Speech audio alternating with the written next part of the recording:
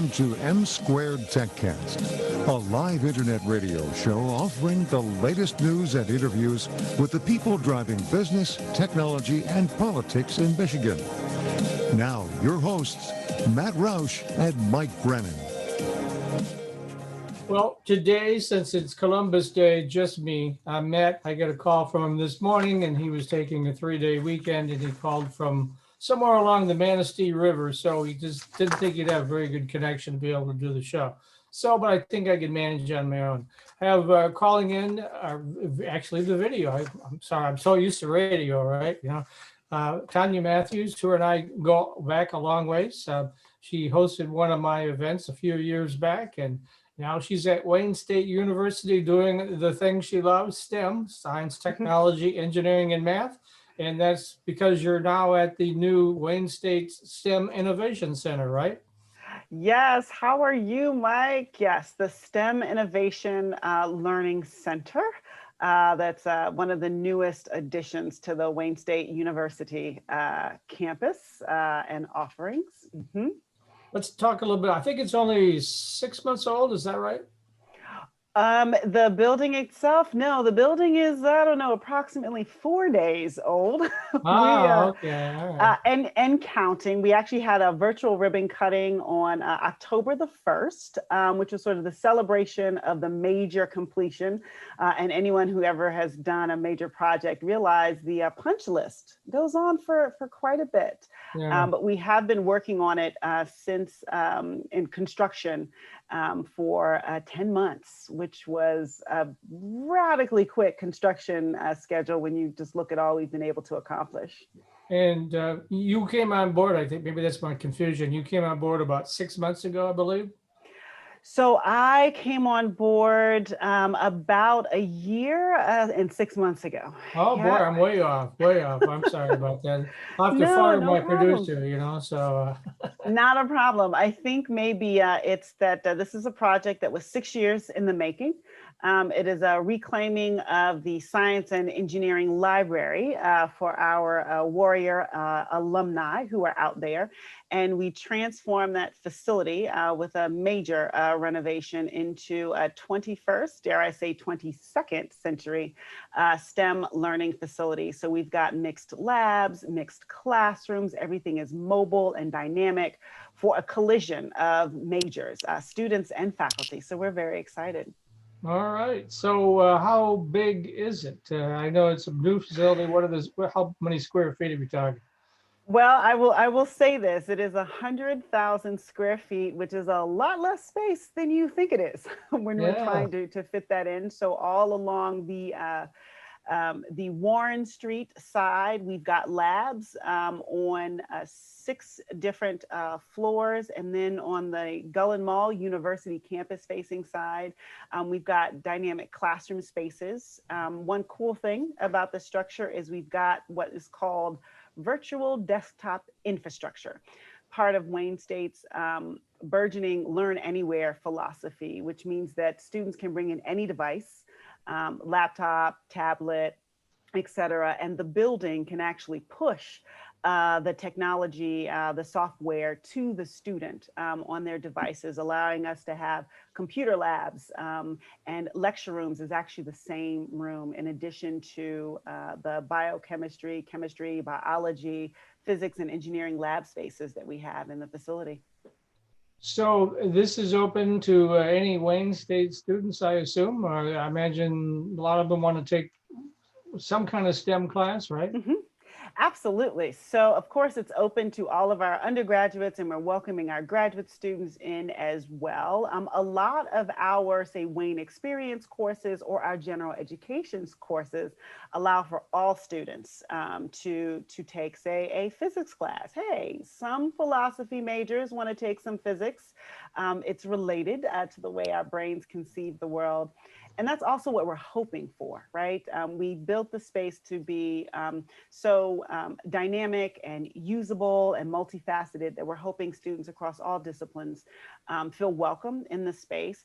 But we also did specifically design for the way that STEM students learn. We tend to learn in groups, right? Groups that talk loudly, groups that need whiteboards, groups that need computer screens for themselves. And so what's unique about the facility is it's designed also with that in mind. And as opposed to quiet individual study, we've got several collaboration zones and the STEM commons that really reflect the way that students in those chemistry, physics, and calculus. And then my sophomore year, I became a liberal arts student. So I have a lot of respect for people. I mean, the physics course alone was like, wow.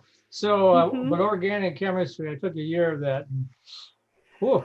But I mean, it was a good grounding for what I'm doing now. I mean, it gives me a basic flavor. And of course, since then, I've written so many stories, I've done so many interviews. I feel like I've got a master's degree now in STEM just because I've talked to everybody about it, various experts, so like yourself.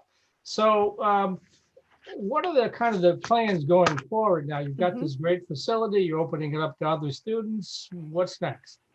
Yeah, so of course the immediate plans are safety and science first, right? So we're all still in the throes of thinking through what the current pandemic and sort of those kinds of things mean for us.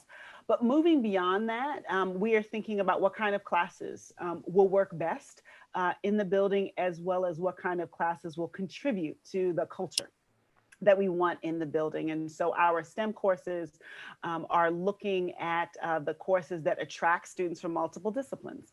We're also actually trying to lean in a little bit into your world. We want to be able to have science and society conversations. We even want to consider the ways that STEM can be used to tackle social justice, in addition to thinking about our own strategies around inclusion. But the building also has some incredible presentation spaces. So we're hoping that faculty and students will think about the STEM Innovation Learning Center, how to do a mini symposium, or perhaps displaying some of the research or the projects that we've done, just as part of the quote unquote decoration of the space. And I'm happy to report we are currently working with the chief curator for Wayne State's art collection to actually curate art inside the building so we can really get authentic in this conversation around STEAM. So for us, that's going to mean arts and culture, but it's also going to mean humanity as we think about the way that science impacts our world and vice versa. Yeah, I mean, I do a lot of these stories on the enormous amount of openings there are for people that are trained in, of course, now you added A for arts, so it's STEAM rather than STEM, but science, technology, engineering, arts tends to be architecture and things like that. It could be humanities, and of course, math. And I've seen different statistics. I'm not sure how many there are in the States, but I think there's tens of thousands of openings right now. So hopefully this innovation center at Wayne State is going to help fill some of those slots, I think, right?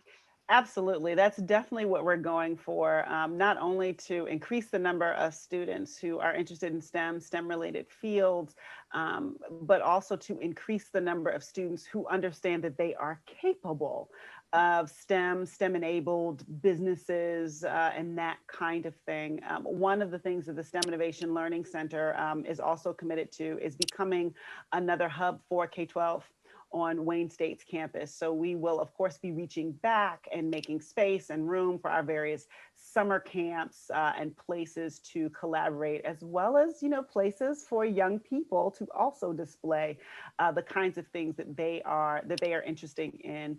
And frankly, one of our biggest assets for those who may sort of troll the website is it's a really cool looking building, right? So I can imagine that we may be able to attract some students just because we've got really cool space, and cool space implies cool classes. So at least to give everyone some kind of fundamental kind of grounding in some STEM or some science or tech, much to the way you described how your freshman year turned out to be valuable after all. Yeah, well, a great point. It wasn't so great after my freshman year, but I made up for it with a lot of work in the next few years to come. But certainly, I think because even, well, when I was a student, we were writing dinosaurs, right? But I mean, nowadays, I can't imagine anybody in the workforce not having some kind of STEM kind of training background, understanding. Excuse me. Uh, I mean, it's just vital right now, I think. Do you? I'm sure you agree, right? I definitely agree, and I think we're getting better at that language, right? So there's classic STEM, classic STEAM, that kind of business, and then there are those who simply know how to use the STEM, and really we're referring to technology and engineering tools that they need to get their job done. And then there are those who know enough to know what tools to ask for and to use, right? So you don't necessarily have to be an app developer to understand that your customer would want to be able to engage with you via an app. So just enough to know about sort of the strengths and the possibilities. But hey, this is Detroit. This is Michigan. We build stuff, right? I think that we are a state that is designed for this, and we like to be creators and we like to be builders. That's just part of our culture. And I think now we are creating and building with the tools of STEM. And so I think really getting folks to understand that this is not the realm of genius. This is the world of determination. And I hope that the STEM Innovation Learning Center can really help people engage with that idea. Now, I know previously you worked with the STEManista program at the Mm-hmm. Michigan Science Center. Are you hoping to do something similar in this program? Well, I'm definitely hoping that the STEM Innovation Learning Center becomes known for welcoming and bringing in the unusual suspects. That's going to, of course, include girls. That's also going to include African Americans, Black and Brown people from all kinds of demographics, as well as our first generation students, first generation in college, and dare I say, first generation STEM. I myself am technically a second generation college student, but I'm first generation STEM. When I started out in engineering, the rest of my family kind of gave me a good luck nod as sort of they were at the end of where they could support. But I think that is really important, and it's part of the way I want to continue to engage with partners. Wayne State has a growing community of partners that we use, from Detroit Public Schools to still the Michigan Science Center, actually to Tech Town, one of our own facilities, and different folks in the community who are working with folks from these underrepresented communities. We like to refer to them as, and you can see a bit of that if you watched our virtual ribbon cutting. So I'm very excited to think about what those kind of programs look like at this level right now.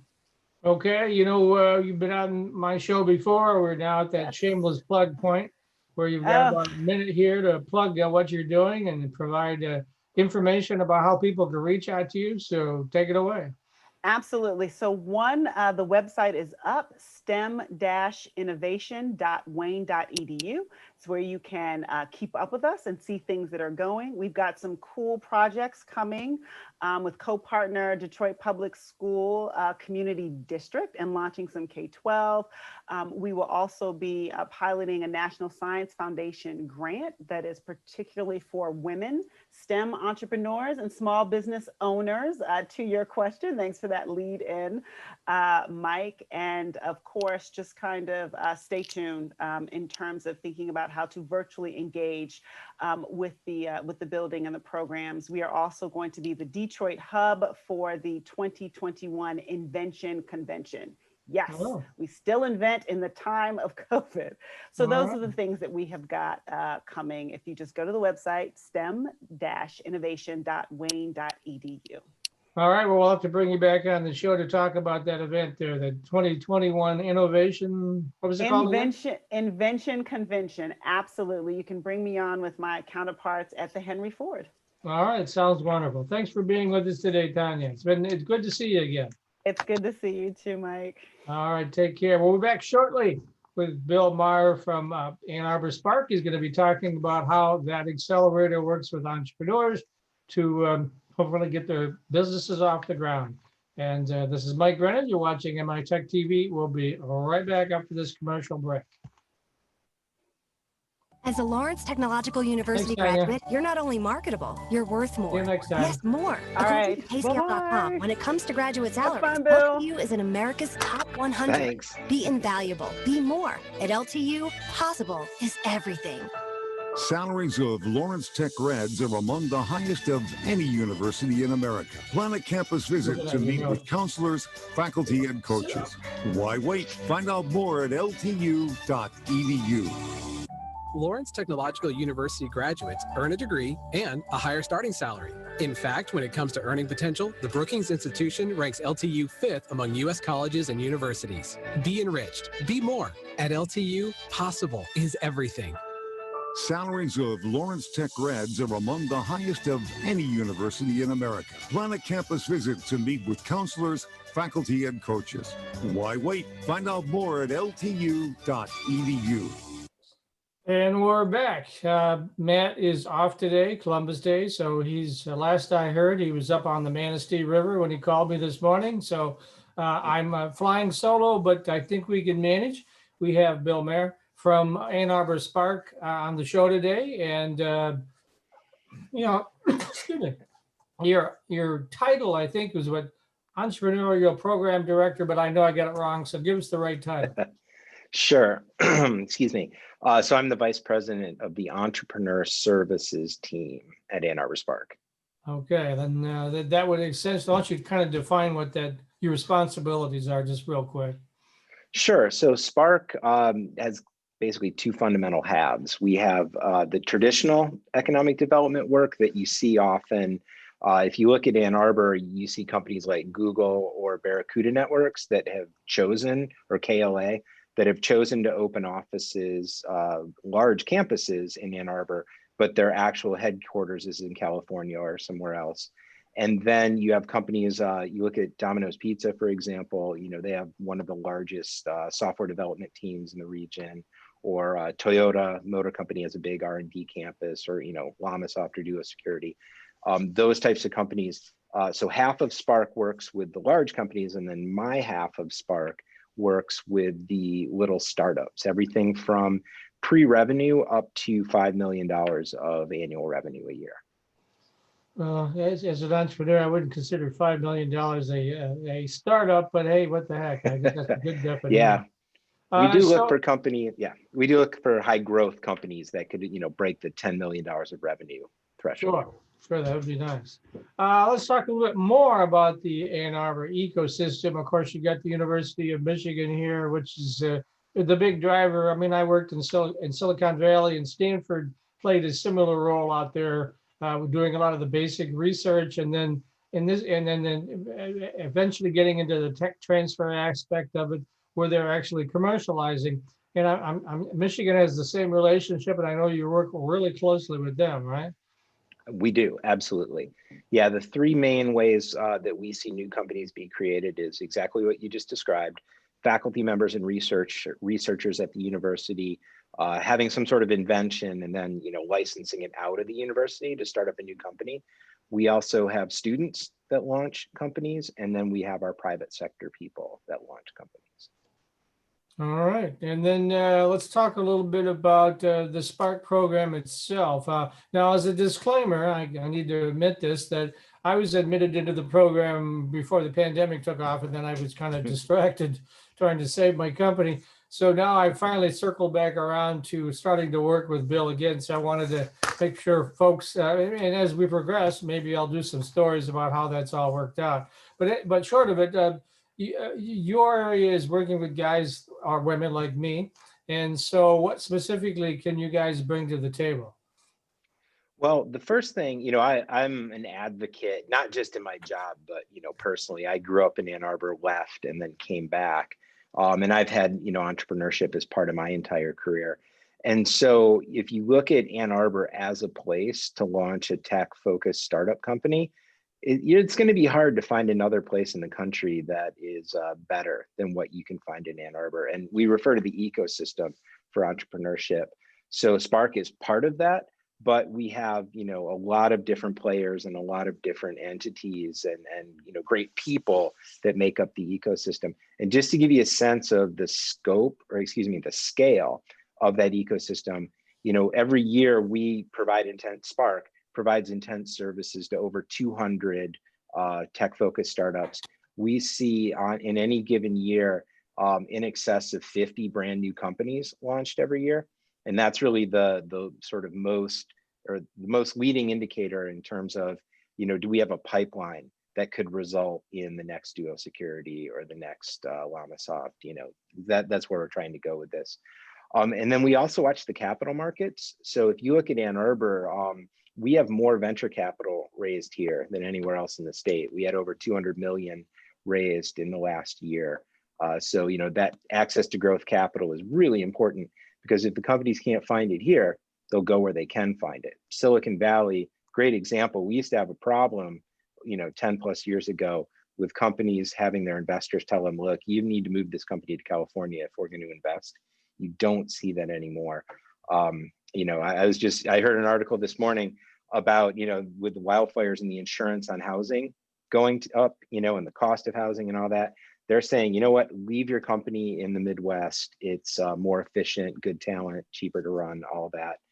And, we look at our companies downtown employing over 2,000 people at any given time and adding anywhere between 150 to 400 or 500 new jobs every year.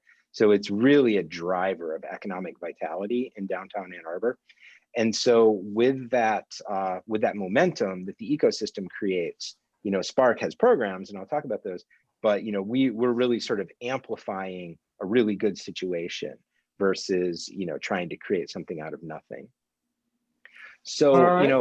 Go ahead. Oh, so Spark, like I said, we're an economic development organization. So we're not the same as some things like you might have heard of Y Combinator, an accelerator, or some of these privately run organizations. We actually have funding that we make available to anyone that's in our region if they meet a couple key criteria. If they're commercializing a technology or an innovation, if it's actually a product, just hard service offerings we can't work with those. They don't achieve the scale we're looking for of that 10 million. And then based in the local region, and we're looking for a strong team. So the team has to be able to pull it off. And if you meet those criteria, then we can do things like, for example, we run an entrepreneurs boot camp twice a year, where you get a whole teaching team to put you through the rigors of customer discovery and kind of doing the fundamental validation work that every entrepreneur wants to do before they start putting money into a product. So the next one is kicking off in November. So you can look at our website if you're interested in our entrepreneur bootcamp. We can make grants directly, well, not directly to companies. We can engage third parties to provide services to our companies. So if you needed something simple like a website stood up, or some video content, or some front end, design work done, or an integration or something like that, we can potentially pay for that up to $50,000. We also can sponsor people to go to the statewide Business Accelerator Fund program. We can match interns. So if you're going to take an intern on for a summer, we can pay for half of it. We do specialized programs, like in conjunction with Eastern Michigan University, there's a faculty team that oversees budding young marketing students that want to become marketing professionals and work with startups. So we have a whole summer program that trains them on the job as they learn the skills they need to be employable. We do something very similar with, if you're familiar with the term XR, which is really virtual reality and augmented reality and everything else. So it teaches XR developers the ropes of working in that space.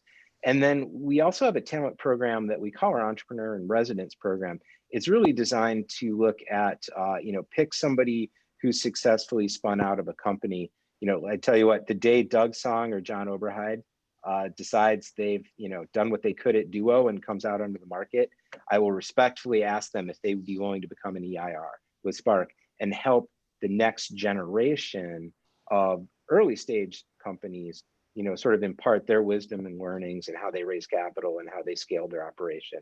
So, that's just some of what we can do to actually, move our companies forward and give them real help. Now, one of the things on my notes you expressed was M2TechCast. What is that all about? All right. So I'll take responsibility. Originally, this was my bonehead idea, but the thing that drove it was, you're sitting in Liberty Park or on the Diag in downtown Ann Arbor, and you look around and you've heard that there's startup activity, but what does that really mean? Unless you're working inside the ecosystem, this idea is it good to have startups? There wasn't a lot of understanding by people. So what we did was we just created in the first year this thing called Tech Trek. And so all of the downtown startups and tech companies, this is the first year Google was downtown. That was really the brand name that sucked everybody in. But you got to just walk around with a map in your hands and go visit all these tech companies. So you could walk into Duo Security, you could walk into LlamaSoft. I was trying to explain to my wife what LlamaSoft does. She thought it was a farming operation. She didn't understand that they build, supply chain modeling software. Because why would you, right? So and things like Domino's Pizza, you think it's a food company. It's actually a software company that enables pizza. So it really sort of let people have a visceral understanding of what these companies are, what they do, and your neighbors, if you live in Ann Arbor, are working for these companies. You realize, oh, it's actually a group of really interesting people. And the hook was we invited the kids. If you've got a junior high school or elementary school kid that loves science, math, maybe would think about computer science or what engineering when they go to college, we like to show off, this is what you could do afterwards. And so that's gone really well. We've been doing it for years, and it's exploded into a tech week that comprises over 16 events. And this year it was the first time we did it virtually because of the COVID situation, but we pulled in over 4,000 attendees for the different sessions and all the content, represented from 37 states and 25 countries around the world. So it was pretty cool. All right, we only got a couple minutes left. So I know one of the things you wanted to talk about is some of the upcoming events, but you got to compress everything down in the next 2 minutes. So it's a really fast run through. I promise. Okay, we're sponsoring one of the leading global data science events in November called the MIDAS Conference. If you Google MIDAS, you can see what that's all about. We're sponsoring a panel on employment in the data science field for students, or if you're just a data junkie, it's really interesting. The Tuesday before Thanksgiving, we're doing a thing called the Tech Homecoming. Parents and grandparents out there, if you have a child or grandchild that you want to somehow rope back and moving back to Michigan, here's your opportunity. We assemble a lot of employers that are hiring all sorts of different job positions and give people a chance to sort of meet and understand who are the people that are hiring in Michigan right now. So if you want to get the kids and grandkids back to Michigan, that's your event. And then, it's happening across the state. If you go to backtomichigan.com, you can see all of the various smart zones and areas that are participating. And then the last thing is we're teaming up with Rich Sheridan, who's one of the founders of Menlo Innovations and the CEO. It's called Resilient Leaders, and it's a series on how to be a really excellent and outstanding leader to your employee and your organization. So if you go to AnnArborUSA.org, you can see that event, sign up for our event newsletter, and get all kinds of interesting free content from us. All right, well, that saves me from asking where can people go to find more information, but go ahead and repeat that the domain name address one more time. No problem. So there's two domain names you want. One is AnnArborUSA.org, and then the other one is a2spark.org/360recap. And I'll send this to you, Mike, so you can put it up on your website. Both of those URLs will give you everything you need to know about upcoming events and a very nice overview of A2Tech 360. And you can sort of watch the videos and see the companies after the fact. It's all free. All right, Bill Mayer, thanks very much for being on the show today. And just as a brief sort of interesting point, his wife has been my yoga instructor for years. And it was just recently that I discovered they were married. I just never made the connection. So hi to Christy. All right. Well, thanks for being on the show. Yeah, say hi to me. And we'll be right back with Fred Brown. He's going to talk about the latest, what's happening with healthcare in the COVID area. And he's going to be talking about the various vaccines that are in development. And hopefully that'll be what gets us all back to normal again, whatever that might be. So that you're watching MI Tech TV. And as I said, right after this commercial break, we'll be right back.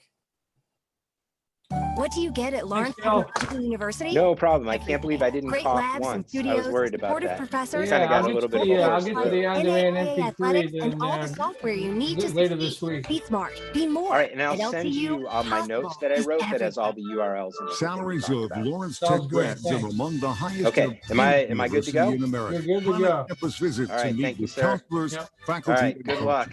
coaches. Thanks. Find I out hope you warmed up for me. Yeah, LTU.edu. I pummeled them a little for you. Lawrence Technological Perfect. University Bill was the graduates warm-up earn for a you, degree so. and a Beautiful. higher starting salary. In Matt's fact, taking when the it comes to day earning off. He's potential, up the north. Brookings Institution This ranks is LTU Columbus Day, among so U.S. colleges and you and I don't pay Be much rich. attention Be to more. At holidays, right? LTU, You know, possible is other people everything. do. 24 hours. I Salaries forgot about of good old Lawrence Tech Columbus. That's grads are great. Yeah. among the Gosh, highest of we any owe a lot to university in him. America. Plan a I campus guess, visit to meet with you counselors, did discredit me. faculty, How's and everything been coaches. going? Why wait? Oh, Find good, out busy. more at Yeah, I'll LTU.edu. bet. Oh, we're back. All right. So we were chattering away with we have Fred Brown once again, our epidemiologist, who has joined us, and he most weeks is with us. Occasionally has some family obligations or something, but he's here today. And I looked at his slide deck, and we're going to be talking about the various vaccine candidates in development. And most people, and I think Fred would agree, and until we get a vaccine and get it widely disseminated around the world, we're never really going to get our arms around COVID-19, are we? That's right. Yeah, I think we're going to need to have a vaccine to come back to what they consider normalcy. So we take the vaccine, then you're able to go out and about without worrying about things, not wearing protective gear. And we're pretty good at controlling the virus with protective gear. I mean, it's pretty effective. It's just we don't wear enough of it, and it's hard to keep it going. It's just tiring, always wearing a mask and everything. So vaccines definitely will be helpful.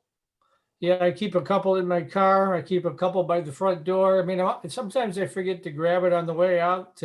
Even when I go over to the office here where I live, I can't go in without a mask. And sometimes I get all the way to the door and I go, forgot the mask, So yeah, I'll be happy to get past that. And of course, me being a big sports fan and a Michigan season's ticket holder, well, that's not happening this year. So we're waiting to see what's going to happen with basketball. Maybe the same scenario, just the players on the floor and no people in the stands. But anyway, I digress. So vaccines, take it away, Fred. Vaccines. Why don't I show you some of the things I've been thinking about? And I'm working, full disclosure, I am working with the government. We have a special operation called Operation Warp Speed, and I do help that group out quite a bit. And so I'll share with you what I can today. And then in 2 weeks, I'll be able to share a lot more because I'm going to get a big presentation together and be able to share and get that released and be allowed to talk much more generally. This is all material that is basic immunology. So we're going to talk a little about basic immunology, and that'll kind of prepare us for the more advanced discussions we'll have in a couple of weeks when they allow me to talk in more. So let me see if are you guys seeing everything so far? Yeah. Perfect. So let me go to the slide view so we don't get confused. And if you could take it full screen, there we go. Yeah, we can read it better that way. So good. So this is the landscape. We have 170 candidates. Typically for a disease at any given time, we'll have about 9. And why do you think we have so many candidates, Mike? Why do you think? Well, I think strangely enough, they're all cooperating to begin with. And of course, it's a worldwide pandemic. And so everybody and his brother is trying to get involved in finding a way to solve the problem, right? That's part of it. And the other part of it is we don't know what the heck we're doing. I guess that really boils it down, doesn't it? Unfortunately, I wish we could say, it's this way and we're going to figure this out and this is the way we're going to go. But there are a lot of different approaches because we just don't know enough about this virus. It's only been around for a little while, as you know, since January 11th, basically when we characterized it in the DNA. And so we have all these different approaches. What's interesting is we have 170 plus candidates and about 350 exploratory approaches, but they all boil down to 6 to, depending how you define the science, 6 to 8 approaches. And so these are the 6 approaches that was published in Nature that people kind of talk about, the 5 or 6 approaches that we talk about. And each of them have kind of positive and negatives. So the first one you hear a lot about is this recombinant viral vector vaccine. And that's the one that J&J and and AstraZeneca are doing. And they have basically what you do is you take a little vector that you already have, adenovirus or something that causes colds or something that causes a disease in chimpanzees, as in the case of AstraZeneca, and you take out that DNA of that virus, and you put in something that's going to create an antigen for COVID. So something that's a COVID protein instead of a adenovirus in this case, or in the other areas. And there's some good things about this. The first is that we know quite a bit about the virus vectors. There's some successful platforms out there for rabies and others. We can deliver it through the mucosa, and we think that's going to be important for a respiratory virus, being able to sniff the virus into the vaccine into you rather than inject it. We think could have some beneficial. But of course, there's some risk in terms of the vector you choose. If you choose the wrong vector, it won't get in necessarily as efficiently as it should. It could be attacked by the body itself. So there's some challenges about using this vector, but we're pretty far along in the J&J opportunity. We should have a J&J vaccine, if it's successful, out by the end of this year. Really? Yeah. The nucleic acid base is, of course, the fastest one, and that's the Moderna and Pfizer ones. And Moderna and Pfizer could actually be out in November with an emergency use. These are all assuming emergency use authorizations. And the problem is it's very unproven. We don't have any vaccines that have ever been discovered or produced this way before, and so we're sort of rolling the dice here. But you can see how fast it is. The vast majority of clinical development at phase 3 level is in the blue color, and you can see how many there are, how many candidates there are just in this using this piece.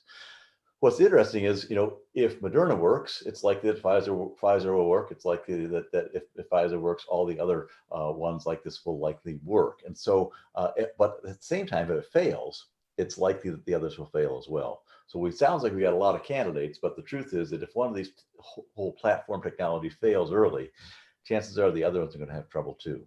So we don't have as much diversity as necessarily we think we do, having 170 different candidates, if that makes sense. Because everyone has the same spike protein basically in this little envelope, and they're trying to push it in using a couple different vectors, a couple different lipid platforms, and that's all we got.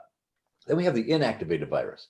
The inactivated virus is one of our go-to ways of dealing with viral diseases. And basically, what you do is you take the virus as it is whole, you culture it up, and then you add chemicals to it, or you UV light it, or you heat it, and that changes the chemistry. It actually inactivates. It kills the proteins. The problem is that sometimes the proteins, when they start to denature, start to change configuration as well. And so sometimes the antibodies that you're developing to the inactivated virus aren't necessarily the ones you're going to need against the real virus, because by definition it's been inactivated. On the other hand, it's very safe because the virus has been killed, but there is that chance of not having very good efficacy. The strongest response actually comes out from live virus. What we do there is we actually take the virus in its live state. We don't kill it, we keep it alive, but we weaken it. And we weaken it so much that it mixes with that it's not virulent anymore. And then we create antibodies to that weakened virus. Now, the risk is, especially in coronavirus, that it sort of sees a wild type, what they call a wild type coronavirus or original coronavirus out there.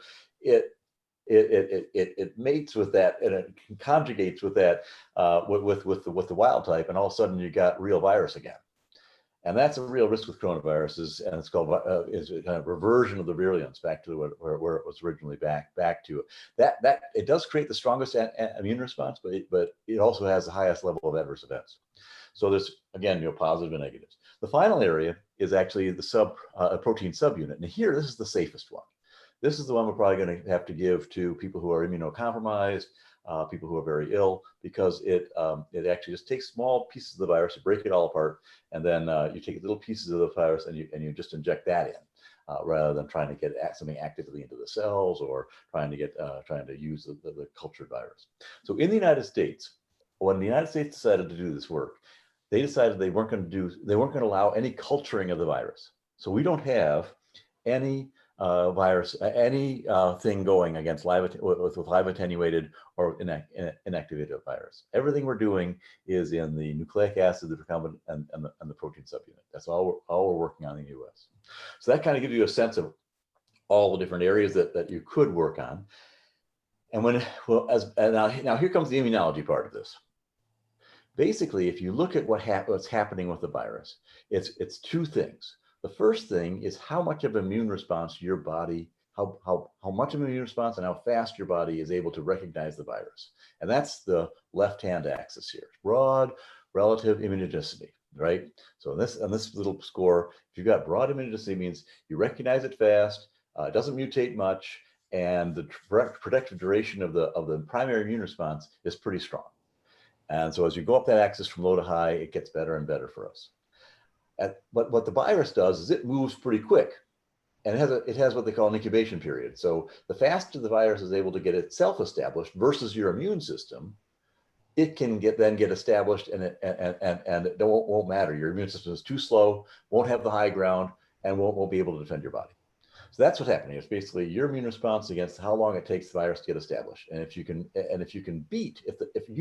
body can beat the virus getting established, then you win the war. If you can't beat it, then the virus replicates and you spread it.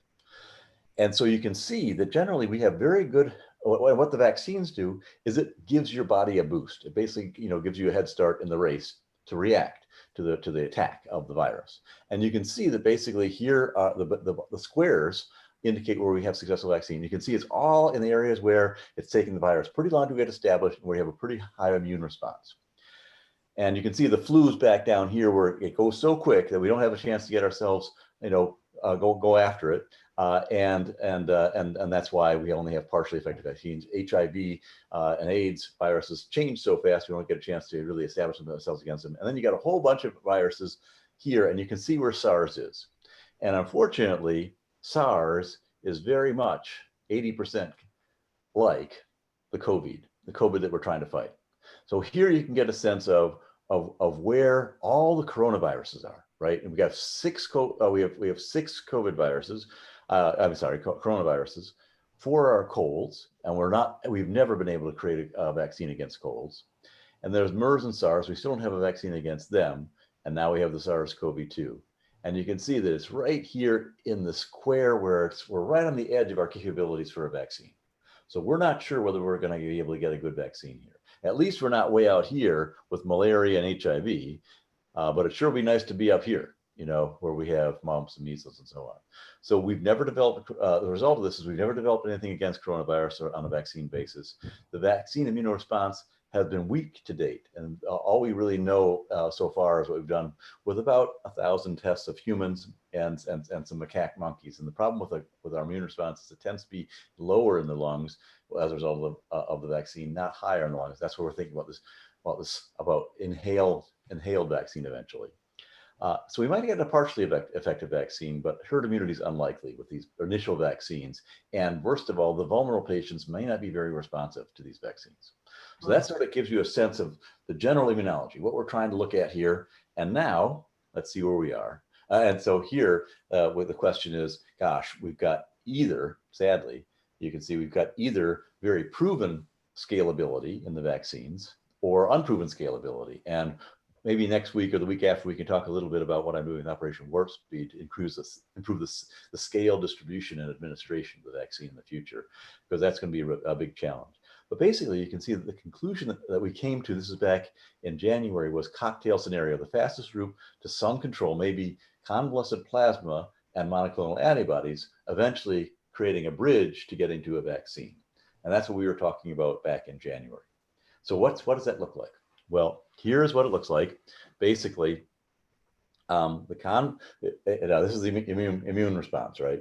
So you've got two different kinds of immune responses. The first one is just antibodies that are circulating in your body normally, and that's the humoral response. And sometimes they'll latch up against the COVID virus, and it'll recognize it, and it'll kill it just because it sees it as a foreign object.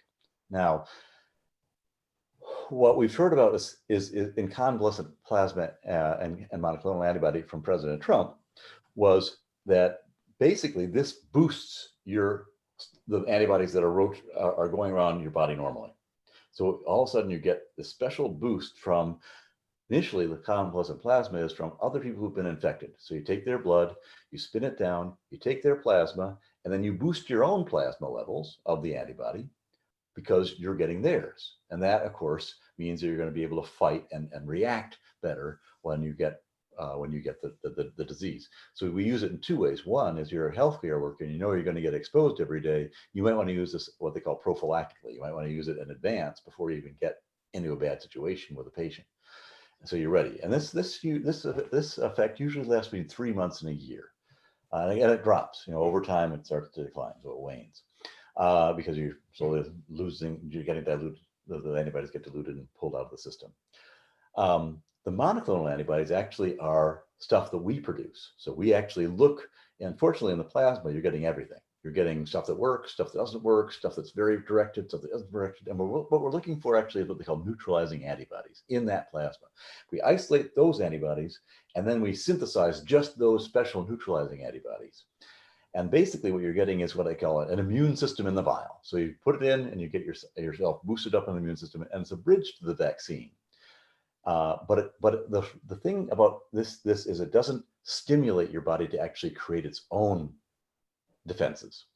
And that's what you really want. And that's the difference between the antibodies just getting injected, someone else's antibodies or synthetic antibodies, and a vaccine. Because the vaccine, you actually have what they call cell-mediated response. You actually have the antigen that's being presented to the body. The body then turns on its machinery to create even more of this. And suddenly you're getting a big permanent response because you constantly have the machine turned on to producing antibodies instead of antibodies that are injected in externally and then slowly decline over time. So that's the big difference between a vaccine and a monoclonal. That's why we talked about the fact that a monoclonal antibody might be a bridge to a vaccine because they're both involving the immune system, but differently in each way. So the issue we've got with monoclonal antibodies, I told you yesterday that I thought the trick would be to go to your doctor for a loved one in the hospital, if you're in the hospital yourself, and ask for the Regeneron cocktail, or the Lilly cocktail, or the AstraZeneca cocktail. They're all under clinical trials right now, and see if you can get one. And a lot of our teaching hospitals in Michigan do have trials that are ongoing and participating in some of these trials. The issue is, sadly, we don't have enough demand. We don't have enough supply. So I did all the math after we talked, because that was one of your questions, I remember. And basically our demand for this, if we look at what we're anticipating demand to be for sick individuals in a hospital in the November, December timeframe, we think we're going to need about 1 million doses a month to take care of all the people and all the healthcare workers who are likely to be frontline. Mm-hmm. Unfortunately, we only have about 100,000 a month. And we'll slowly scale that up, but these are biological systems. You have to ferment them, you've got to purify them, then you got to freeze them up, and then you got to send them out. So it takes a long time to build up the capacity. And so you can see that we bought about 1.5 million doses total, as the United States government did, for several $1 billion, 2.1 billion, I believe we spent. And that's only going to be about enough to supply about 1.5 months of demand. And that's all we've contracted. So we need a lot more of this. And I don't know if you remember, the reason I put this slide up that I showed you back in kind of March to April timeframe, Michael, is because we said, watch for this convalescent plasma opportunity, monoclonal antibody cocktail opportunity. We were saying that back, January, February, March. I don't know if you remember, but March, April, when we had a chance to really scale this baby up, everyone got sidetracked by hydroxychloroquine. And so instead of focusing on something that might have worked, it's easy to say that in hindsight now, we were pretty sure as immunologists it was going to happen. We focused on hydroxychloroquine. 70% of all of our resources went to that for the next 3 months, and we didn't scale up our capacity for this area that does look like it's going to work. Now, it's still under investigation, so we're still trying to find out whether it's really going to work or not. But that was obviously a misstep, and we should have been. Right now, we only have about 1/10 the amount of capacity we actually need, sadly. But hopefully we'll start to move that. There's still a lot of question about whether this monoclonal antibody stuff works, frankly. The statistical significance, we're talking about a 4% shift overall in death rates, and long-term stay hospital shifts. And that's just barely statistical significance in the case of Eli Lilly, slightly more statistically significant in the case of Regeneron. And then the question is, which cocktails are right? How many monoclonal antibodies do we really need? And that all those things still are still being worked out in clinical trials. So let me ask you now, I'm not an epidemiologist, you are obviously. Going forward, as we develop all these variations, does the ethnicity in any way enter into it, where one race might be able to accommodate one type of vaccine and another? I have no idea. Or is it one takes care of everybody? So that's a great question, and I think what's going to happen is we're going to have to stratify the population, unlikely by ethnicity, more by your health system, your health situation and age. I think there's going to be certain drugs, if you're older, that will be better. I didn't bring my watch. I don't know how are we doing for time. Let me look here. We got about 10 minutes to go. Perfect.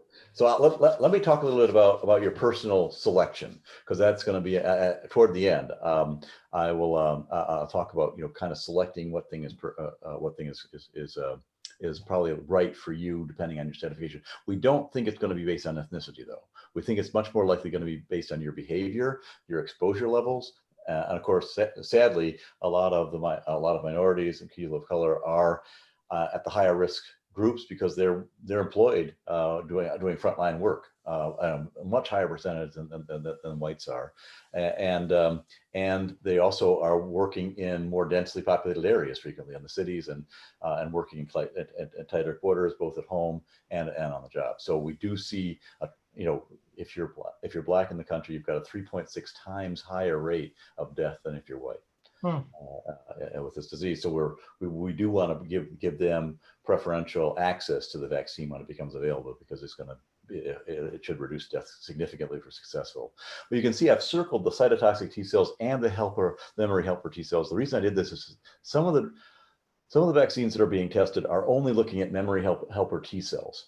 And I don't think that's going to be sufficient. I think they're going to need to have both the cytotoxic T cells and the memory helper T cells at high levels of titer in order to be able to control the virus. And you can start to ask these questions of the media and the doctors. How much of a response are you getting? What your titer levels are of helper T, cytotoxic T. Those are the kind of questions we're asking all the time in order to decide which vaccine is going to be better. Likely better or worse.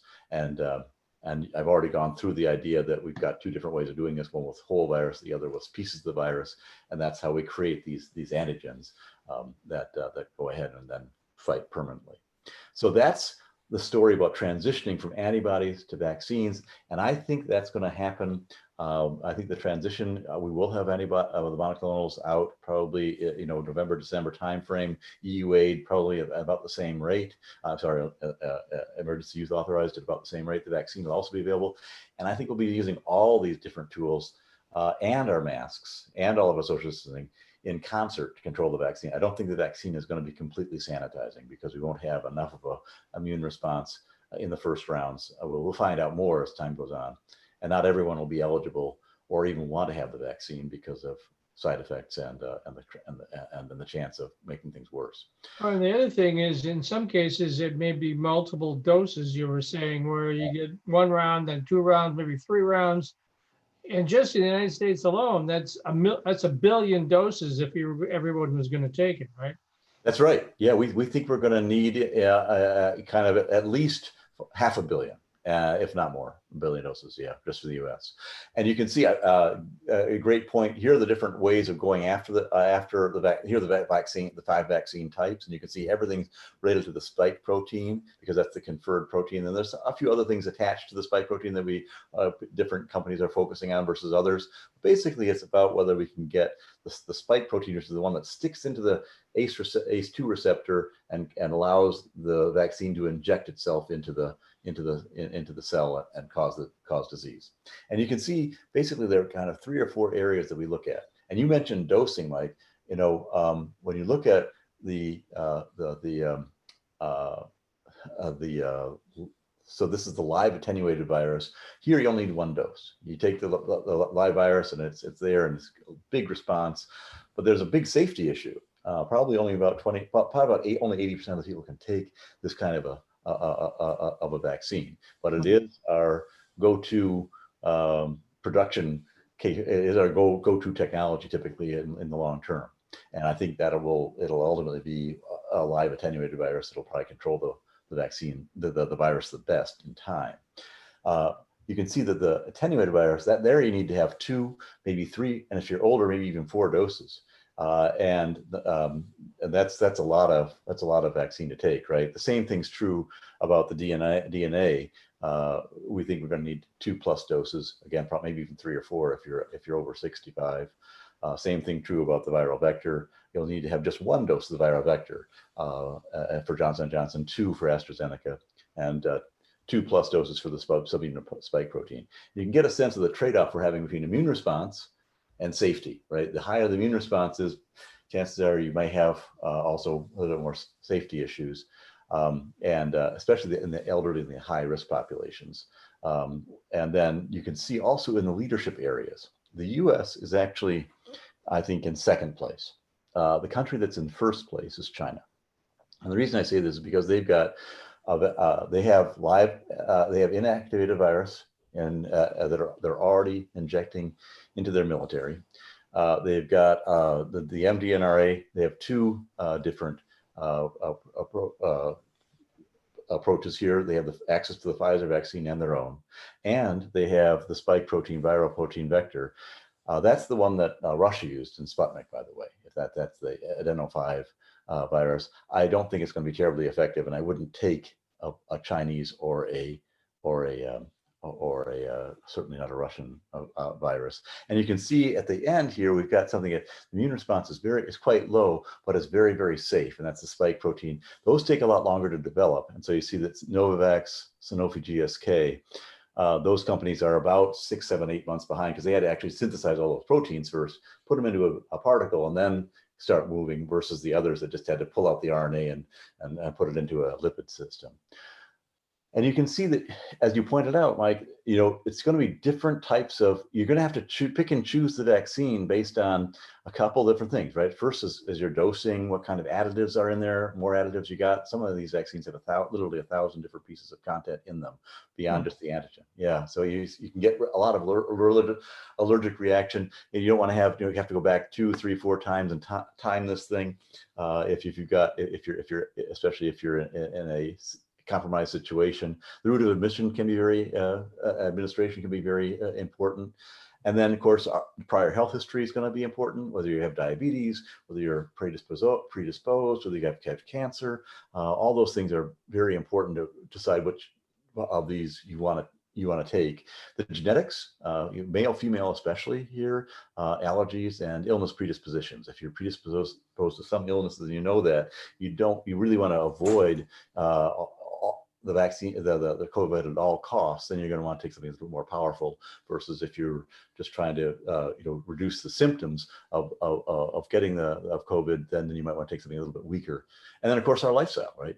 What our diet, exercise, stress, smoking, whether we're able to keep these things, the microbiome, that all affects our responses. So anyway, those are some of the things to think about. And then personally, we've got 1 minute left, by the way, friends. 1 minute. So here are the things to think about. I would go to your doctor and I'd be watching the signs, and I'd ask them, first, was your population cohort in the phase 3 trial? If it was, that's great. Look at what happened to that population cohort. What type of technology is this care, and what kind of safety profile and efficacy profile does that technology as a whole have? Take a look and make sure you understand all the safety and efficacy pieces of a virus. And for effectiveness, choose the one that worked in your age group and population type. If it's 1 or 2 doses, as you point out, Michael, people over 60 may have to take even more than that. Your overall health, and whether that's EU or FDA approved, make sure it's FDA approved. And your personal situation, if you think you're at higher risk, then you probably want to take this drug, the vaccine earlier. Finally, if your community is likely to outbreak, I would take the vaccine earlier as well. But do get your flu vaccine now. So that's sort of what I have to say. What do you think? Well, it's very interesting, and we'll get your slide deck up there too Absolutely. with it. If you want to find out more, all of Fred's various videos are at fredbrown.com. And he works with lots of different governments around the world and lots of different states. So he's our resident expert, and we always appreciate all the information that he gives us every week. But unfortunately, we're out of time, and I know Dave has a hard stop at 3 o'clock. So let me just say thanks for joining us on MI Tech TV, and we'll be back, and hopefully Matt will be with us next week, and Fred will hopefully return and kind of update what's going on. But for now, this is Mike Brennan, and thanks for joining us.